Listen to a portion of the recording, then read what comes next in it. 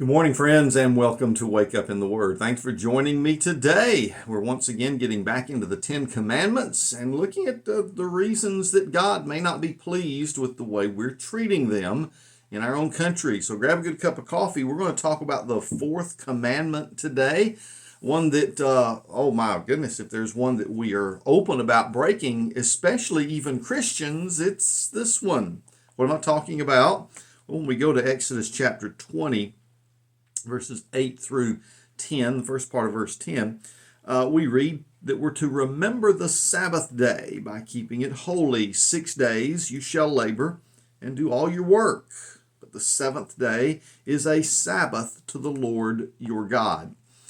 Well, it's a good statement to be making, and I don't want to today deal with the controversy over whether, some folks do worship on what would have been the biblical Sabbath, the Saturday, and there are Seventh-day Adventists, Seventh-day Baptists, other groups that worship on Saturday. God bless you, if that's your belief. But most people from most Christian denominations worship on the Lord's Day, which is called the Christian Sabbath, because the early church began to change some things after the resurrection of Jesus, which happened on the first day. It's almost like we changed Sunday to S-O-N Sunday, the day that we set aside to worship, and the church began meeting then. Listen, whatever you think about it, let's get back to the point of this particular commandment. It's that we should have a work ethic that is laid out by this principle of Scripture. Get all your work done in 6 days, and on the seventh, rest. Set aside a day to not just sleep late, but to honor God and to make sure that it's evident in your life that there are biblical principles at work, not just for 1 day a week, but for all 7. What am I talking about? Well, again, reading from our wonderful publication from the FRC, it says this commandment speaks of God's sovereignty in everyday life. In fact, He's Lord of every day of the week. There are 6 days for labor and 1 day for rest. Now, this commandment makes a direct connection between the Creator and the commandment, between God's example and His expectation.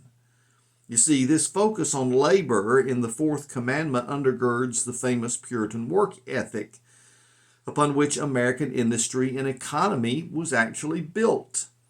The focus on rest is reflected in numerous colonial laws which required that Sunday, the Christian Sabbath, be respected as a cessation of work and by limiting travel to places of worship, except in the case of emergency. Some of you are old enough, as I am, to remember when this was still a respected aspect of human society in the United States of America. Growing up, we didn't ever think about going to a restaurant on church after Sunday worship services. They were closed. We didn't think about going shopping on Sunday because all shopping centers were closed. In our particular town, our county seat of Covington, Georgia, growing up, there would be one drugstore. These in rotation would choose among themselves which one had to be open on Sunday for emergencies. Outside of that, everything was shut down. Why? So that the people could worship. And there were no directives out there saying you've got to go worship or which church you had to go worship at, but society was shut down so that you could. It was an amazing time. And then we began to discover in secular life that we could make things happen on Sunday, especially ball games and other distractions that could at least be pushed to Sunday afternoon, but could happen on Sunday anyhow because nobody's at work. They've got some free time. But then something just really began to take hold of us, this idea that materialism and doing business and making a little more money is something you've got to do. And we began to work on Sundays and keep stores open. I was working at that wonderful grocery chain Winn-Dixie as a high school student when suddenly we decided it was necessary to start opening on Sunday. I don't know which chain started it, but once a grocery store chain decided it would be open on Sunday for, It's the convenience. People may need to pick up a loaf of bread or something for feeding their family. I mean, this is necessary, isn't it? It was necessary so we could make a buck. When everything was shut down on Sunday, everybody knew they had to get everything prepared on Saturday. Saturday was the biggest day of the grocery business week, as you would expect. But what happened? We decided that, hey, somebody made the first move and said, we're going to be open on Sunday. Then the other chain said, we can't let them be open on Sunday and get business we would otherwise get. And before long, everyone was open. But in the beginning, it was only in the afternoons. And so most places that were open, like our grocery store, was open from 1 to 6, limited hours. And there were times that I had to work on those Sundays, and it was like a ghost town. There weren't that many people that would even come shopping. And you got paid extra to work on Sunday. In the beginning, it was double time. It was an incentive almost to say, yeah, I'm coming. But you could at least go to church and worship and then come to work afterwards and mind the store. Boy, how things have changed, haven't they? Now Sunday is one of the biggest days in the economy because people use it to do everything, shopping, recreation, almost anything except church. We don't even mind, and we'll let our children participate in something that used to be a hallowed day not to have your kids' Little League games and soccer practice and other things on Sundays, and now it's almost like it's embedded in society that we break the Sabbath every single week. Well, the folks that founded our nation didn't see it that way. Matter of fact, many other examples of the importance of this commandment in the life of our nation are just there in history for you to look at. General George Washington issued orders to the Continental Army to attend divine service every Sunday. And he added, and I quote, "To the distinguished character of patriot, it should be our highest glory to laud and the more distinguished character of Christian." That's amazing that President Abraham Lincoln also issued an executive order during the Civil War, quote, "respecting the observance of the Sabbath day in the Army and Navy," end quote. And what did he do? He cited the example of George Washington, who had the Continental troops worship on Sunday.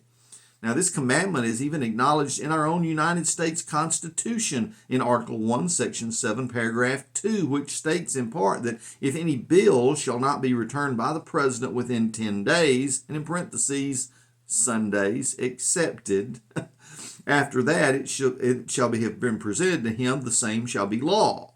So the idea that Sunday was ingrained in our psyche, even as a nation when the Constitution was written, was made evident. They're saying, we're not going to do the business of law in Washington, D.C. on a Sunday. If anything's going on where you have to count the days, you move past that one and leave it out. We still have that practice today when we refer to business days. And Sunday is taken out of those so that, well, if something can get back to you in 5 days, that doesn't count if it happens over the weekend, right? Well, this fourth commandment seems to require God's day of rest to be observed devotedly. And we were a much stronger and I think happier nation when that principle was in place. And friends, for us today, it seems evident that because we've neglected it, I think it's added to our frustration. And even in church life, I think it requires that if we're really going to get back to God, we are required, or should be required, to re-examine the way we're treating this commandment. You really want revival? Well, listen, quit flippantly looking at Sunday as just any other day that is good to travel, to recreate, to do whatever, and maybe, it's optional. If I feel like it, happen to be home and there's nothing else going on, then and only then will I perhaps go to church. So, as we look at the way we're acting even as Christians today, you have to ask, are we respecting the Lord's Day? Are we keeping it holy? Are we once again falling into the trap of disobeying one of God's commandments and not even feeling a twinge of conscience about it? Well, that's enough for today. Thanks for joining me. We're going to keep looking at these each and every day. Join us tomorrow when we get into some of those commandments that are really personal about the way you and I live. God bless you. You have a great day in the Lord, and I'll see you tomorrow when we wake up in His Word.